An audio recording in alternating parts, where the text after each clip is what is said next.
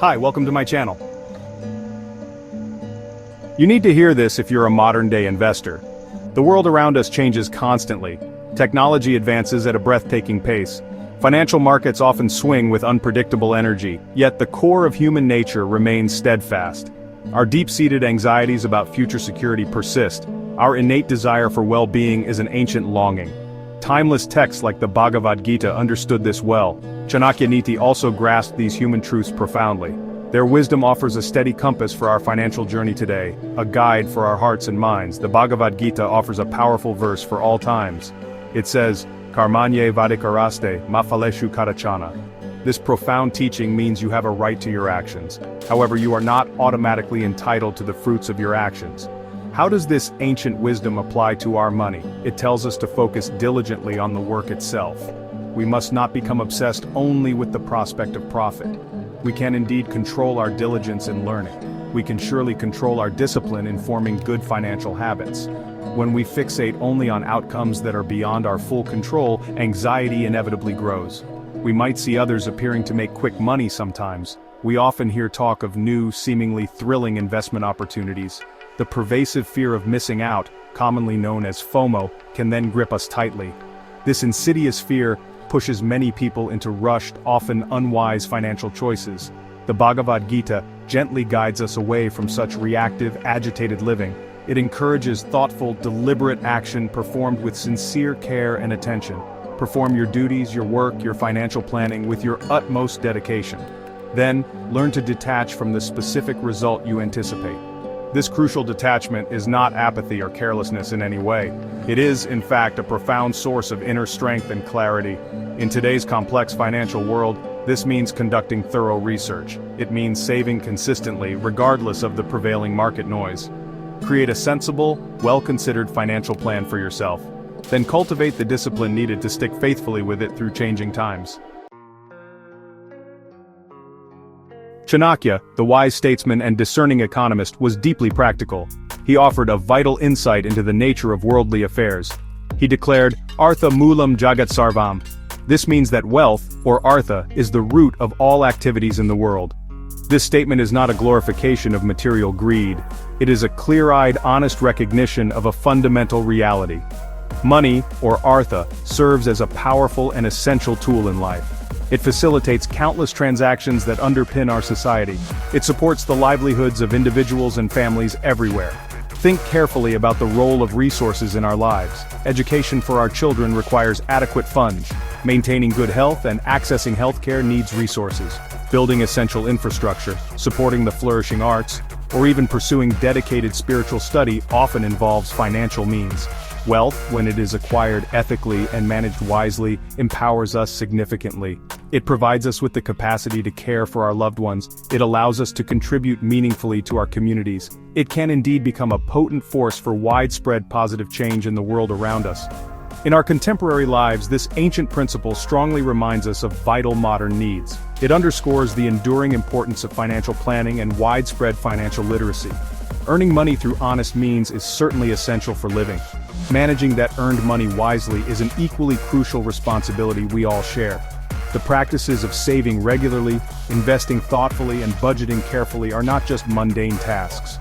They are in truth profound acts of responsibility toward ourselves and others. Understanding basic finance is not just for experts, it is a fundamental life skill. While Chanakya clearly acknowledged wealth's significant importance, he never portrayed it as life's ultimate goal. The Bhagavad Gita also teaches a similar balanced perspective. It reminds us that while we live and act in the world of resources, our true purpose lies beyond mere material accumulation. Wealth is best seen as a means to live a purposeful life. It is a tool to uphold dharma, or righteous living. It should actively support our higher aspirations. It must not become an obsession that tragically eclipses them, leading us astray from our true path. Both the Bhagavad Gita and Chanakya Niti stress the profound influence of our associations. The company we keep shapes our thoughts and actions significantly. Chanakya specifically advises Tyaj Durjanam. This wise counsel means to abandon the company of the wicked or ill-intentioned. This ancient wisdom is acutely relevant in all financial matters today. Who do you listen to when seeking financial advice? whose opinions ultimately shape your delicate investment choices.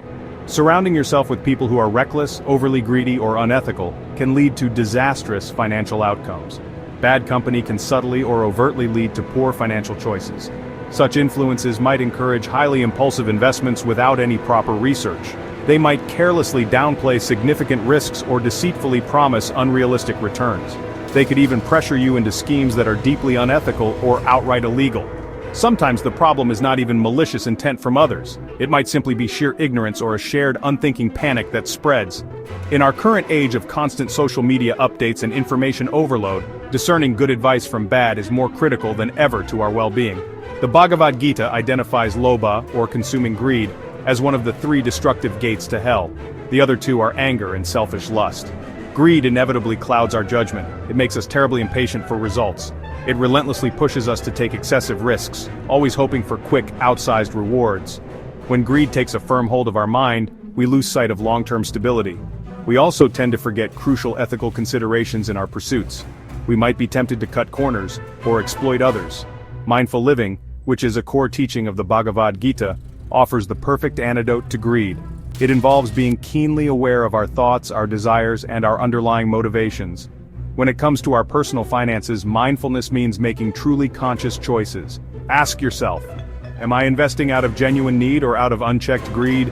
Am I driven by a nagging fear of missing out or by a well-thought-out rational plan? Cultivating contentment with what is truly sufficient rather than endlessly chasing more is absolutely key. This leads to lasting peace.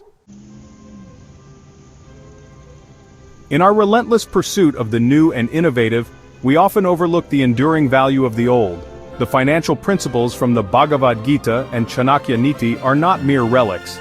They are not dusty remnants of a bygone era, irrelevant to our modern concerns.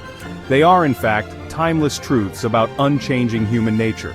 They reveal the fundamental principles of sustainable and ethical living. Their language may indeed be ancient, but their profound insights into focus, the true nature of wealth, the importance of good counsel, and the ever-present dangers of greed are deeply modern. We have seen how focusing on dedicated effort rather than just the results, karmanye vadhikaraste, can free us. It liberates us from crippling anxiety and the trap of FOMO. We have understood wealth as a vital force, Artha Moolam Jagat Sarvam. When managed ethically, it can empower us and create positive, lasting change. The stern warning to avoid negative influences, Tyaj Durjanam, is crucial.